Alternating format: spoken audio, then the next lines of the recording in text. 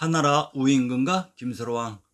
한나라 우임금은 본래 초계 사람이었습니다. 즉 제왕의 성 한성인 공내성 출신으로 이곳을 처음 봉지로 받은 사람이 김씨의 시조이신 소호 금천입니다. 이 소호 금천의 직계후손이 바로 한나라의 건국자 우이며 이분이 우리 역사의 가야의 김수로 왕이었습니다. 한나라 건국자 우와 가야의 김수로 왕. 자, 이제 현 중국사 25사가 어떻게 우리의 역사를 조작했는지 그 기법을 하나씩 살펴봅시다. 하 왕조의 시조가 되는 우는 오제의 손자 중 한 명이다. 하우는 양성을 도성으로 정했다. 우의 성은 사였지만 왕조 창시 후에 하우로 바뀌었다. 죽서 기년에 의하면 45년 동안 제위에 있었다고 한다. 하나라의 건국자 우가 양성을 도성으로 정했다고 합니다. 그러면 이 지명을 분석해 봅시다. 볕이 드는 양지는 또한 밝은 터인 부도 박터이기도 합니다. 즉 하나라가 있었다는 원리터우의 알터, 알땅, 박땅이기도 합니다. 하우가 양성을 도성으로 정했다고 했습니다.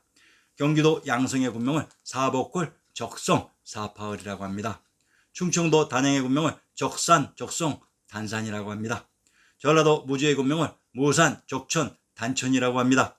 상기의 군명을 통해 적과 단은 동일한 지명인 것을 알 수 있습니다.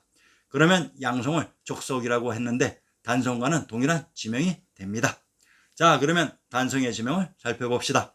경상도 단성의 군명이 귀성, 적촌, 단읍, 강성이라고 합니다.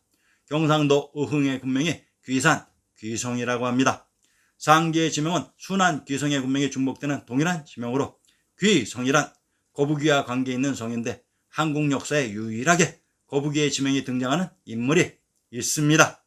한나라 우가 도성으로 정한 경기도 양성의 산천을 인용합니다. 천덕산, 현서쪽 1위 지점에 있는데 진산이다라고 했습니다. 천덕에 있었던 산이 천덕산으로 그러면 천덕의 지명을 찾아봅시다. 황해도 황주의 군명이 제안, 용흥, 대룡, 성성, 천덕이라고 합니다. 양성의 진산 천덕산 또한 황해도 황주의 군명이기도 합니다.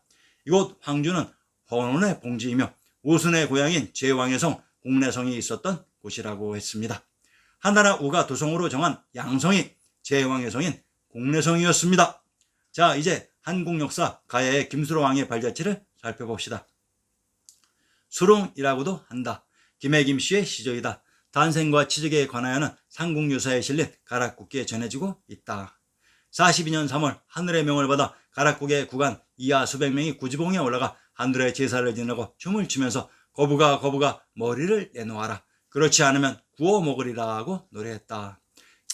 그랬더니 하늘에서 붉은 보자기에 쌓인 금빛 그릇이 내려왔는데 그 속에 둥근 황금색의 알이 6개 있었다.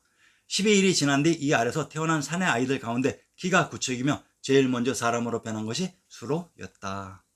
수릉이란 수도인 서울에 있는 능침으로 김수로 왕의 무대 김해와 한나라 우의 무대 양성인 공내성은 금땅인 금강산 자락에 있었다고 했습니다. 하우와 김수로 왕이 동일한 곳에 위치되어 있습니다. 김수로 왕의 무대가 거북이인 구지봉이며 한나라의 공자 우의 도읍 양성은 거북이의 성인 귀성으로 동선이 정확히 겹치고 있습니다. 영신군과 구지봉 영신가라고도 한다.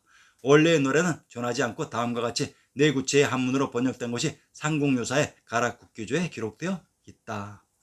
거부가 거부가 머리를 내놓아라. 만약 내놓지 않으면 구워 먹으리. 한국 난생 신화의 특징은 그들이 알에서 태어난 것이 아닌 부도인 제왕의 성 공내성이 있었던 아르야르 알아랄의 땅에서 태어난 것을 알에서 태어난 것처럼 조작했다는 사실로서 김수로왕의 무대는 구지봉이며 한나라가 있었던 얼리터우가 또한 난생신화의 무대 알터입니다. 경상도 김해의 산천을 인용합니다. 귀지봉 부북쪽 삼리 지점에 있다고 했습니다. 구지봉은 귀주 귀산에 있었던 봉우리로 그곳에 있었던 성이 귀성인 것은 지리의 기본 상식입니다. 상기에서 한나라 우가 도읍한 양성이 한양 장안에 있었던 제왕의 성 공내성인 귀성이라고 했습니다. 한성을 하남 위례성이라고 합니다. 위례란 위리, 비리, 부리, 부리의 부도인 공내성이라고 했습니다. 부리 부도는 밝은 양성이며 양성을 적성, 단성이라고 합니다. 붉은 적과 단은 또한 붉은 긴 귀성이 되며 붉은 것은 철성이며 철은 세금의 금성이기도 합니다. 이곳 금성은 또한 봉황이 회를 치는 곳이라 봉성이라고도 합니다. 모두 하나의 성인 부도성, 국내성을 다르게 부르는 이름이었습니다. 전부 외우고 계셔야 됩니다. 역사 속에서 김수로 왕의 고향에 대해서는 김해라고 나와 있지만 김해 김씨의 시조는 김수로 왕이 아닌 소호 금천씨입니다. 김수로 왕의 고향을 하우를 통해 밝혀봅시다. 두보 진주 동곡 시기 역해에 진주 잡시의 우열에 대한 주를 인용합니다. 우혈, 우임금의 불혈, 우임금이 발견하였다 한다. 두시상주에 인용된 두어 옛주에서는 5월 춘추를 인용하여 우임금이 책을 숨겨둔 것을 증명하고 있다. 그러나 5월 춘추에 기록하고 있는 곳은 회계에 있는 곳이다. 공이 들은 곳은 초계 성류로 우임금이 태어난 곳이다. 우임금이 태어난 곳은 촉으로 이분이 가야의 김수로왕이며 이곳 촉을 봉지로 받은 제왕이 소호 금천씨로 하우는 김씨의 시조인 소호 금천씨의 직계 후손이었습니다. 환단고기 속의 하우. 환단고기란 박당의 옛 기록으로 이곳에 하나라 우의 정체가 숨겨져 있었습니다. 이를 밝혀봅시다. 단군께서 단정하게 앉아서 세계를 안정시키며 현무한 도를 얻으시며 뭇 백성들을 교화하실세.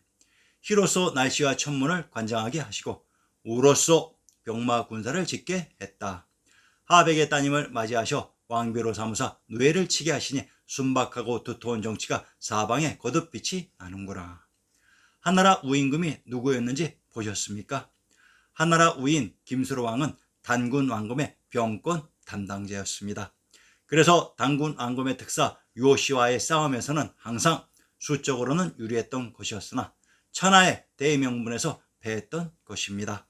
한나라 우가 제왕의 성인 단군 왕검이 도움한 왕검성인 국내성을 장악해서 그곳 양성의 도읍을 정했으나 단군 왕검의 특사 유호씨에게 패하면서 한나라가 처음 건국된 모산 진지의 길주에서 전사하면서 한나라는 존폐의 기로에 선 비급한 상황이 되었습니다.